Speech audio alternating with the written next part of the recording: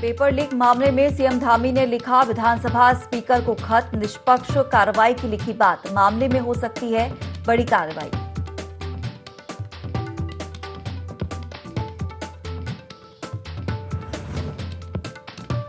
हनोल में समाप्त हुआ 2 दिवसीय जागरण महोत्सव, हजारों की तादाद में श्रद्धालु रहे मौजूद। हिमाचल और उत्तराखंड के कई सैलानियों ने किए महासू देवता के दर्शन।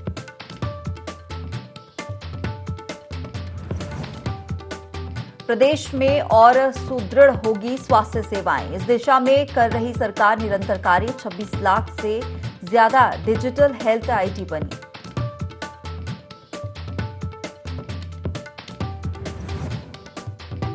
यूके SSSC पेपर लीक मामले में कांग्रेस ने दिया विधानसभा के गेट पर धरना, कहा पेपर लीक मामले की हाईकोर्ट के जज की अध्यक्षता में हो जांच। कांग्रेस ने किया धरना प्रदर्शन।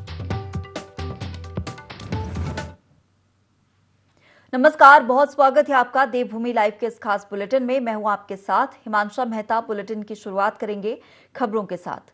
उत्तराखंड में यूके SSSC पेपर लीक मामले में उत्तराखंड क्रांति दल ने सरकार के खिलाफ मोर्चा खोल दिया है। यूकेडी के नेता मोहित डिमरी के प्रदर्शन का आज चौथा दिन भी जारी रहा। मोहित डिमरी भूख हड़ताल पर बैठे हुए हैं, इससे उनकी हालत गंभीर हो गई है। वो अस्वस्थ चल रहे हैं। डॉक्टरों का कहना है कि उन्हें जल्द अस्पताल में भर्ती कराना जरूरी है, लेकिन मोहित डिमरी अपनी मांग पर अड़े हुए हैं। उनका कहना है कि जब तक भर्ती घोटाले में जांच नहीं होती तब तक वो आमरण अनशन से नहीं उठेंगे। उनका कहना है कि जब तक विधानसभा और अन्य भर्तियों में धांधलियों की सीबीआई जांच नहीं हो जाती, वो भूख हड़ताल पर बैठे रहेंगे।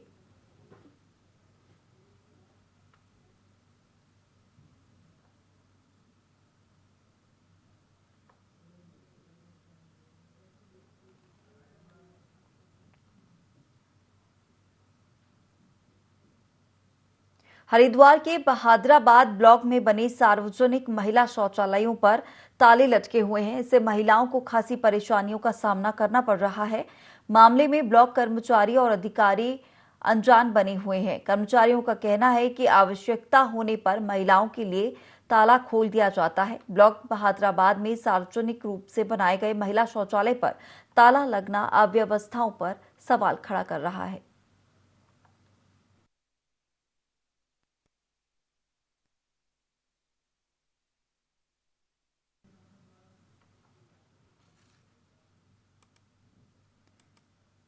तो बहादुराबाद ब्लॉक में सार्वजनिक बने महिला शौचालयों पर ताले लटके हुए हैं। जिम्मेदार इस ओर ध्यान नहीं दे रहे हैं और इस मामले से अनजान बने हुए हैं।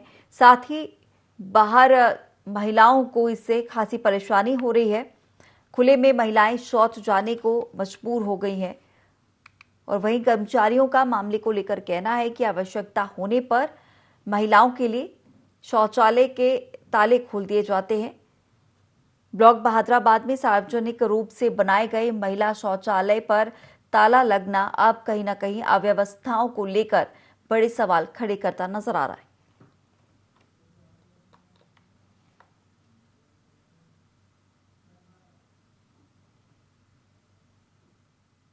चलिए खबरों में आगे बढ़ेंगे। हरिद्वार में सोने मकान में हुई चोरी का रानीपुर पुलिस ने खुलासा कर दिया है। जांच पड़ताल के लिए पुलिस ने टीम गठित की थी। 150 सीसीटीवी फुटेज खंगालने के बाद आरोपियों की पहचान कर ली गई। बताया जा रहा है कि पकड़े गए अभियुक्तों में से अमित नामक आरोपी पूर्व में भी चोरी के मुकदमे में जेल जा चुका है। सभी को वैधानिक कार्रवाई कर न्यायालय के सामने पेश किया जाएगा।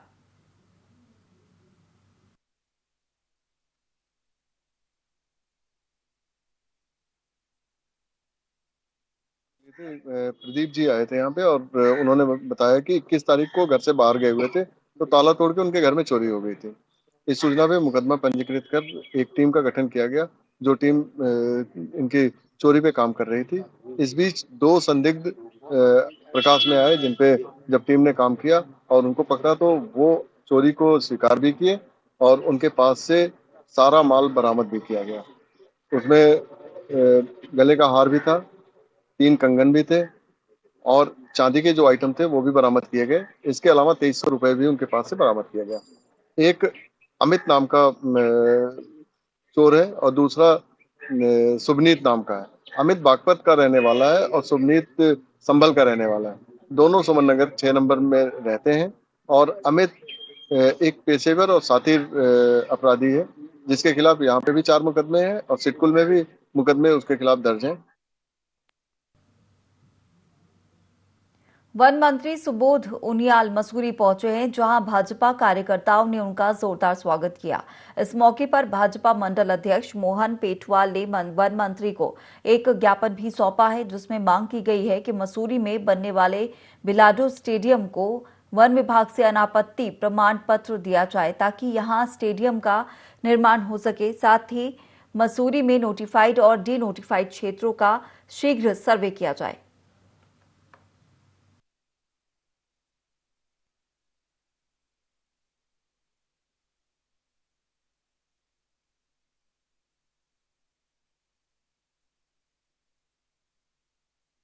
मसूरी मंडल ने उनको ज्ञापन दिया है, जिसमें एक बिंदु तो ये था कि जो हमारी 219 स्टेटें थी जो है नोटिफाइड डी नोटिफाइड होनी थी, और उनमें से जो है 77 स्टेटें जो है कंप्लीट हो गई हैं। तो हमने उनसे मांग की है कि ये एक तो जो है इसका जो है टाइम बाउंड होना चाहिए, अधिकारियों को टाइम बाउंड इसको करना चाहिए कि कितने समय में आप इसको कंप्लीट कर देंगे।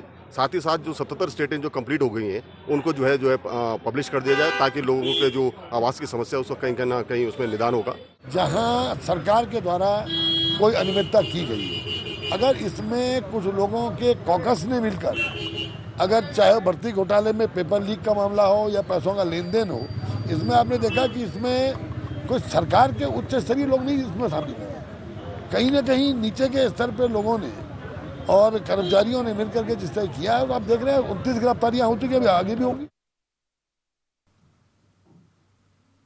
लोहाघाट में विधिक शिविर का आयोजन हुआ। जिला विधिक सेवा प्राधिकरण के अध्यक्ष हेमंत सिंह राणा के नेतृत्व में आयोजन किया गया। शिविर में छात्र छात्राओं को कानूनी जानकारी दी गई। छात्र छात्राओं को बाल अधिकार, शिक्षा का अधिकार, बाल श्रम तथा उनकी सहायता के लिए बनाए गए विभिन्न दूरभाष नंबरों की जानकारी से भी अवगत कराया गया।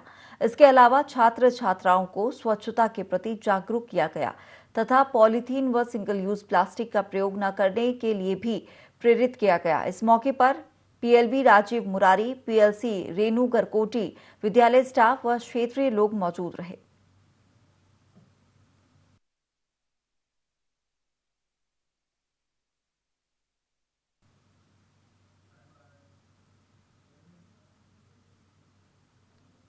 चलिए खबरों में आगे बढ़ेंगे और बात करेंगे लोहाघाट की, जहां प्रसिद्ध मां धुमाधुरी मंदिर में झुमाधुरी महोत्सव का आगाज हुआ है।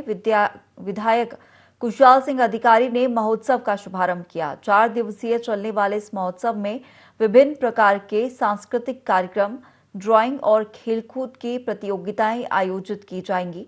शुभारंभ के दौरान पाटन, पाटनी और रायकोट की महिलाओं ने मां के जयकारे लगाते हुए भव्य कलश यात्रा निकाली। 4 सितंबर को मां भगवती की देवी रथ चढ़ाई दुर्गम रास्तों को पार कर दरबार पहुंचेगी, जिसमें क्षेत्र के हजारों लोग शामिल होंगे।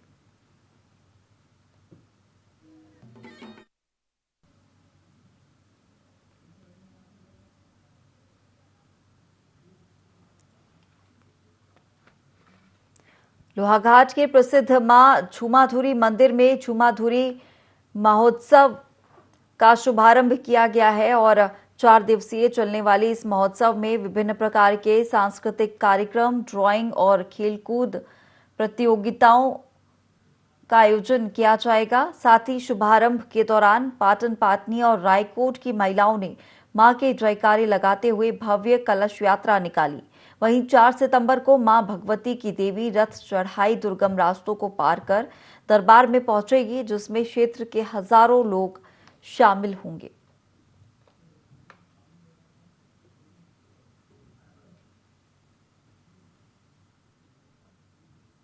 और अब खबर देहरादून से, जहां सीएम धामी ने विधानसभा अध्यक्ष को पत्र लिखा है। विधानसभा में हुई नियुक्तियों की गहन जांच करने की बात कही है। साथ ही भर्ती की उच्च स्तरीय जांच और निष्पक्ष जांच की बात कही। नियमितता से की गई नियुक्तियों को निरस्त करने की भी बात कही है। दोषियों के खिलाफ कार्रवाई करने, साथ ही भविष्य में भर्तियों के लिए पारदर्शी प्रावधान करने की बात यहां पर कही गई है।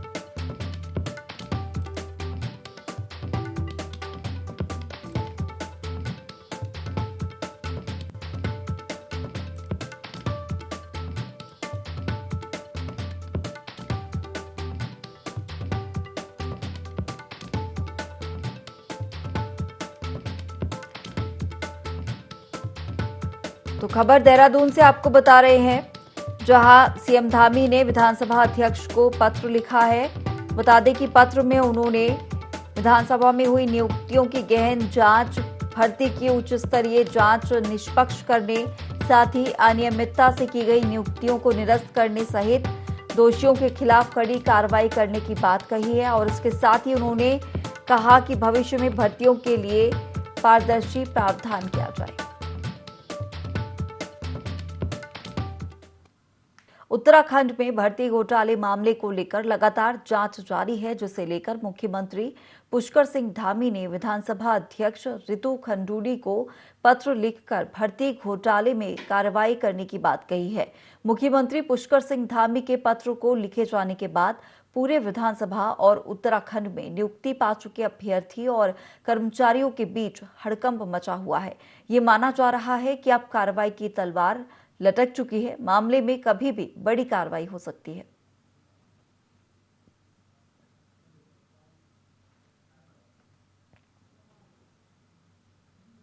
जौनसार बावर के हनोल स्थित महासू देवता मंदिर में मंत्री सतपाल महाराज पहुंचे, जहां उन्होंने छत्रधारी चालदा महासू महाराज के दर्शन करने के साथ साथ चादर चढ़ाकर पूजा अर्चना की। इसके साथ सतपाल महाराज ने 2 दिवसीय जागड़ा महोत्सव में हिस्सा लिया। इस दौरान चोलटी को धारण कर चालदा महासू महाराज की अद्भुत छवि की झलक पाने के लिए हजारों की संख्या में श्रद्धालु उपस्थित रहे।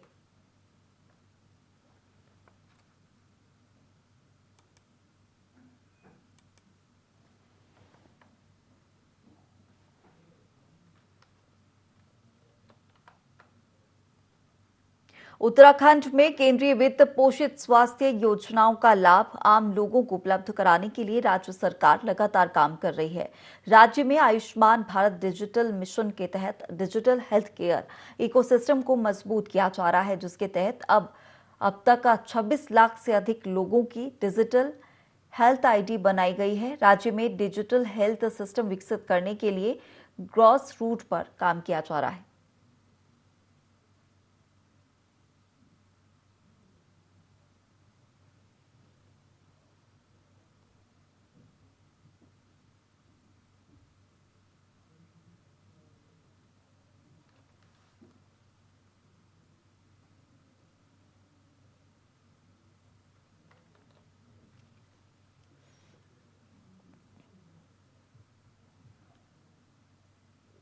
भर्ती घोटाले को लेकर कांग्रेस विधायक राजेंद्र भंडारी ने देहरादून के विधानसभा गेट के सामने सैकड़ों कार्यकर्ताओं के साथ धरना दिया। भंडारी ने मांग की है कि 2002 से जितनी भी फर्जी नियुक्तियां हुई हैं, उनकी जांच की जाए। विधायक ने कहा कि नियुक्तियां रिश्तेदारों और पहचान वाले की होनी है तो सरकार सारे आयोगों को भंग कर दे। भर्ती घोटाले को लेकर कई पार्टियां आंदोलन कर रही हैं। वहीं इस मामले में मुख्यमंत्री का ये बयान भी आ रहा है कि किसी भी दोषी को छोड़ा नहीं जाएगा।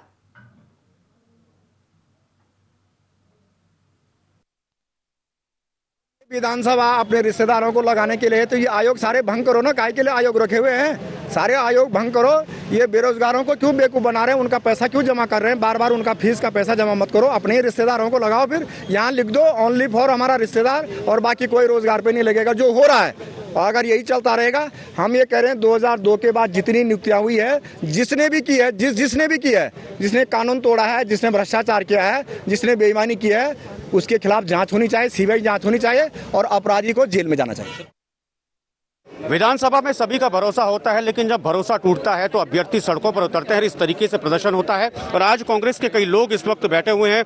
मांग यहां पर की जा रही है कि जो भर्तियों में जो अनियमितताएं की गई हैं, उन अनियमितताओं के खिलाफ कार्रवाई की जाए। यहां पर राजेंद्र भंडारी हैं जो विधायक हैं, उनके साथ कांग्रेस के कई वरिष्ठ नेता इस वक्त विधानसभा के गेट पर बैठे हुए हैं, साफ तौर पर यह दिखाने के लिए कि किस तरीके से भाजपा सरकार में जो अनियमितताएं पाई गई, अनियमितताएं साफ तौर पर अब सड़कों पर देखी जा रही है। और हालात अगर यही रहे तो सिर्फ कांग्रेस ही नहीं बल्कि अन्य वो अभ्यर्थी भी सड़कों पर उतरेंगे जिन अभ्यर्थियों ने सफलता से अपने एग्जाम्स पास किए हैं और यही हालात अब आगे देखने को मिलने वाले हैं। देहरादून से मयूर उपाध्याय के साथ IND 24 के लिए कैलाश मिश्र।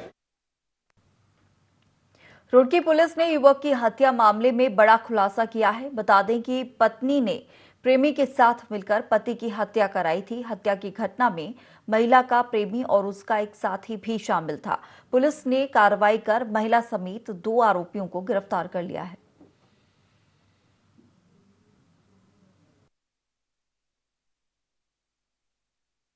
गंगनहर थाना क्षेत्र में सालियर मंगलौर जो मार्ग है उस पर एक अज्ञात व्यक्ति का शव बरामद हुआ था, जिसको पुलिस ने तुरंत संज्ञान में लिया था और उसकी पहचान सतवीर सन ऑफ क्रमवीर कड़खुर्द के रूप में हुई थी।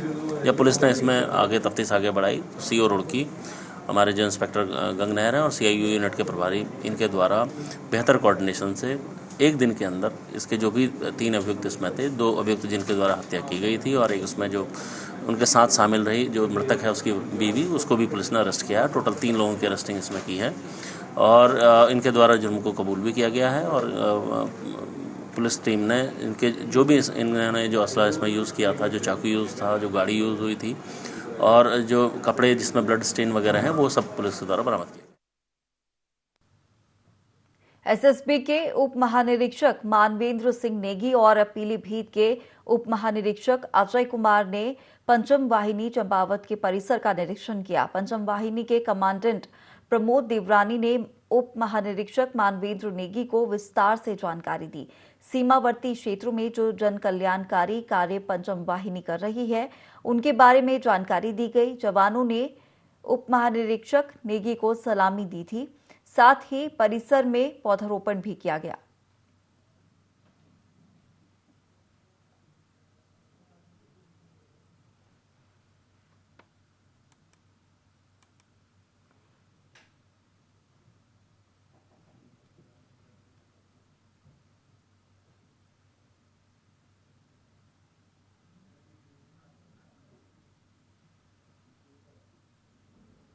और अब खबर देहरादून से, जहां पेपर लीक मामले में बड़ी कार्रवाई हुई है। बता दें कि शासन ने संतोष बडोनी को निलंबित कर दिया है। उत्तराखंड अधीनस्थ सेवा चयन आयोग के सचिव रहे हैं संतोष बडोनी, जिन्हें राज्य शासन ने आदेश जारी कर निलंबित कर दिया है।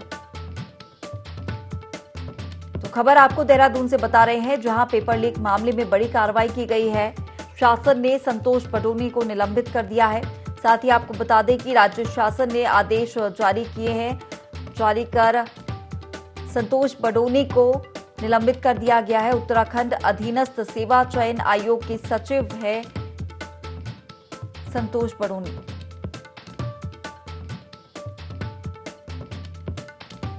तो पेपर लीक मामले में बड़ी कार्रवाई यहां पर शासन के द्वारा की गई है। शासन ने संतोष बडोनी को निलंबित कर दिया है। आपको बता दें कि उत्तराखंड अधीनस्थ सेवा चयन आयोग के सचिव रहे संतोष बडोनी को निलंबित कर दिया गया है। राज्य शासन ने इसे लेकर आदेश भी जारी कर दिए हैं।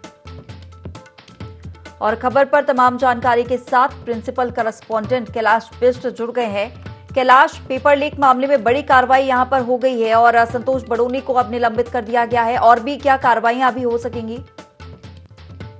संतोष बडोनी सचिव पद पर वहां पर काफी समय से तैनात थे और जो शासन द्वारा आज एक आदेश जारी किया गया है, जिसके तहत कल उनको देर शाम निलंबित कर दिया गया था। लापरवाही का आरोप उन पर था और साथ ही जो अनियमितताएं हुई हैं UKSSC पेपर लीक मामले में, ये तमाम आरोप के तहत उनको निलंबित कर दिया गया है।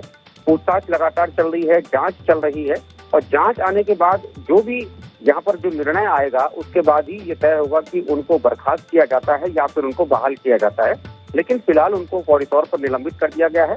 उसके अलावा मैं जानकारी दे दूं कि 32 लोगों की गिरफ्तारी अभी तक हो चुकी है। कल देर शाम तक 31 गिरफ्तारियां हुई थी और आज सुबह ही हरिद्वार जिले के लक्सर से एक गिरफ्तारी हुई थी। तो लगातार गिरफ्तारियां हो रही हैं, लगातार यहाँ पर STF कोशिश कर रही है कि जो असली जो गुनहगार हैं उन गुनहगारों तक पहुंचा जाए, उन गुनहगारों को पकड़ा जाए।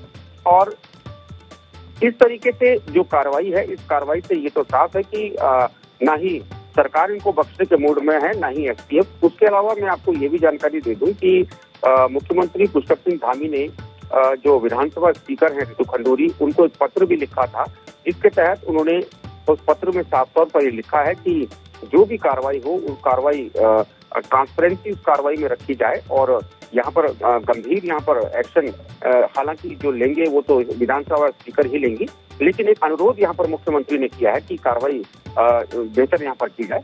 तो कुल मिलाकर देखा जाए कि सरकार बिल्कुल भी इस वक्त बहुत ज्यादा गंभीर है इस पूरे मामले को लेकर, इस पूरे प्रकरण को लेकर। और जिस तरीके से अन्य कई ऐसे संस्थान हैं, कई ऐसे लोग हैं जो इस वक्त धरना प्रदर्शन कर रहे हैं यूकेएसएससी पेपर लीक मामले को लेकर, खुद जो अभ्यर्थी हैं, अभ्यर्थी भी सड़कों पर है, खासतौर पर वो अभ्यर्थी जिन्होंने इन परीक्षाओं में सफलता हासिल की थी, जो नौकरी कर रहे थे। मुख्यमंत्री से उन लोगों की मुलाकात अभी चंद रोज पहले हुई थी और मुख्यमंत्री ने उन लोगों को आश्वासन दिया है कि जिन लोगों ने मेहनत से परीक्षाएं पास की हैं, उन लोगों के साथ अन्याय नहीं होने दिया जाएगा, उसके लिए एक रास्ता निकाला जाएगा। लेकिन बहरहाल जो स्थिति है वो यही है कि जो दोषी हैं और जहां जहां कड़ियां जुड़ रही है हिमांशा, उन तमाम लोगों को एसटीएफ पकड़ रही है, उनसे पूछताछ कर रही है, उसके बाद ही उन लोगों की पुलिस द्वारा गिरफ्तारी की जा रही है। बिल्कुल कैलाश, तो ये माना जाए कि कार्रवाई अभी भी जारी है, निलंबन करने की प्रक्रिया आगे भी जारी रहेगी। इसके साथ ही आपसे ये भी जानना चाहूंगी कि इस मामले में जिन लोगों को पदस्थ किया गया है, क्या उन पर भी कार्रवाइयां की जाएंगी?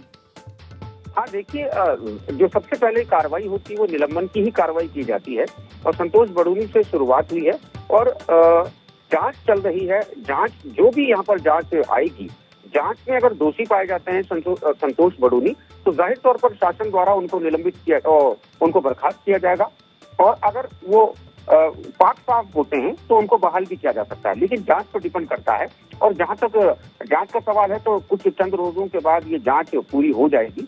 लेकिन हाँ, उसके अलावा जो आपने सवाल किया है कार्रवाई का, तो जो अन्य जो लोग हैं उनसे लगातार पूछताछ चल रही है। कई लोग जेल जा चुके हैं। हाकम सिंह रावत, जिसको बहुत बड़ा यहाँ पर बताया जा रहा था कि षड्यंत्र करता था, उसने कई युवाओं को बहला फुसलाकर उनसे पैसे ऐंठने का काम किया था।